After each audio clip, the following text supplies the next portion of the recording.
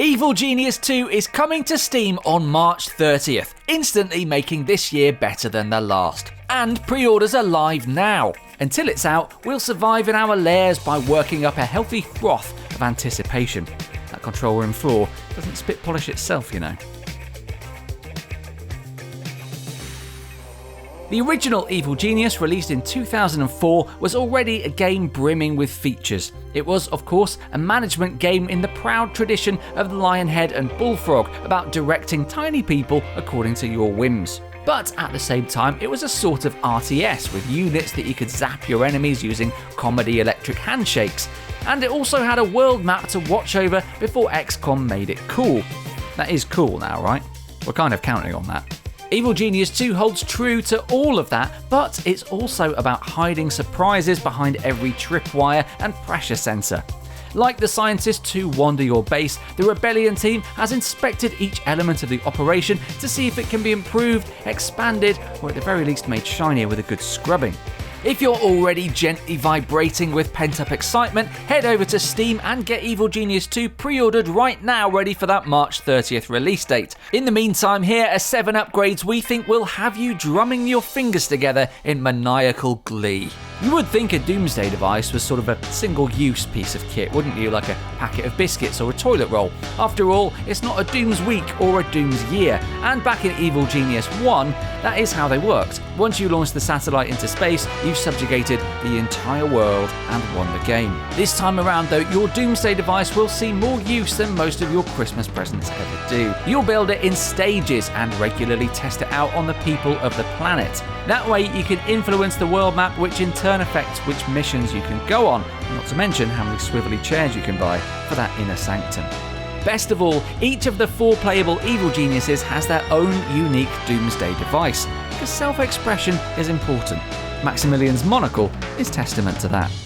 You can think of Evil Genius 2 as Casino Royale with cheese. In the original game, you had the option of opening a hotel to keep tourists busy and bamboozle agents, but this time your cover operation will be a gambling den, which, in the grand scheme of things, is slightly more reputable than kidnapping and torturing secret agents.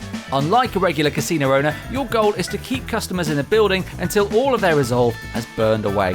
What am I saying? That's exactly like being a regular casino owner. Only in this case, some of your customers are spies, and if you can keep them at the blackjack table, you won't have to pull all your minions away from work to pummel them later. You can micromanage everything in your casino, from the staff to the furniture, or turn your back on it completely and build Venus spy traps instead. Red Ivan was merely a henchman when he appeared in the original game, having left a management role in the secret police over accusations of sadism, but in Evil Genius 2, he's worked his way back to an executive position. He's also played by Brian Blessed, which makes the game an official sequel to Flash Gordon. Probably. I haven't checked. Please don't Google that. Blessed brings an unexpectedly mournful quality to Ivan, who is still grieving the breakup of his nation, Ivania. It's fair to say he's one of those exes. If I can't have my country, no one can. The solution, obviously, is to take control of the entire world. It's not the sort of relationship advice you'd find in the magazines.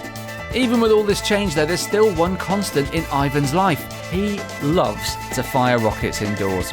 It's good to have a hobby, isn't it? Bono, Elon Musk, Kim Kardashian, and Maximilian. That is a comprehensive list of people who already know the anguish of having to pick between 3 different private islands. Come the release of Evil Genius 2, you'll know it too. At the start of the game, you'll decide which tropical paradise suits you. That's based not only on which looks most like Tracy Island, but practical considerations like gold seams and how large you want your cover operation to be. You'll get to know every sunny inch and sandy crack of your chosen home, since bases now cover multiple floors. And once you've picked one, you'll stay there for the duration of the game. Evil Genius veterans will know that's a real blessing, since moving island midway in the original game was tricky, frustrating, and deeply expensive. Mind you, if it wasn't for that suffering, Bono wouldn't have anything to write his songs about, would he?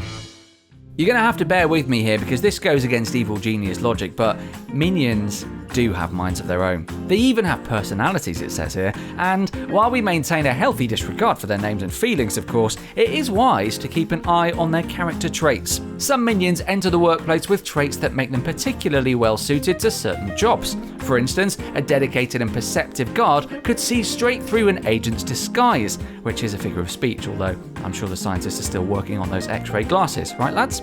Good. Or it could go the other way. A flower-pressing, anti-war minion might not make the most effective fighter, in which case swift and sudden termination may be in order. You might struggle to justify executing a scientist with hay fever to HR, but luckily for you, there's no HR room in the base blueprints. Composer James Hannigan is something of a USP for Evil Genius. You may well have heard his work in other games like Red Alert 3's spirited Soviet March, but only in the world of parody Bond villains does he get to blend the classical orchestra with jazz and surf guitar. Once you reach the classy main menu of the original game, you're hit by a wave of crashing cymbals, braying horns and vibrato strings. Not all at once, I should say, but arranged in a proper sequence over, bars and stuff. The man's a professional. It's just as well then that he's returning for the new one. The big, bold brass instruments will be joining him, as well as a bunch of bongos, congas, and even a vibraphone. For younger viewers, vibraphones are what we used before iPhones and TikTok. Ha! Not really, but you believed it, didn't you, for a second? We actually used glockenspiels. It's not easy to get a henchman. If it was, everyone would have them, and they'd be having martial arts standoffs over their last bag of satsumas in the grocery section. They actually start off as crime lords, each with their own territory on the world map. Once you disturb them, they become rivals. They might even show up at your base with a bunch of mates to break things. But if you complete a few side missions and show them who's boss, they could decide they quite like having a boss actually. If you let them live, they can act as a super-powered security in your base. Eli Barracuda Jr., for example, can use his New York charm to thaw the heart of an intruder, or failing that, shoot them straight through with his silver revolver. That's quite enough excitement for you.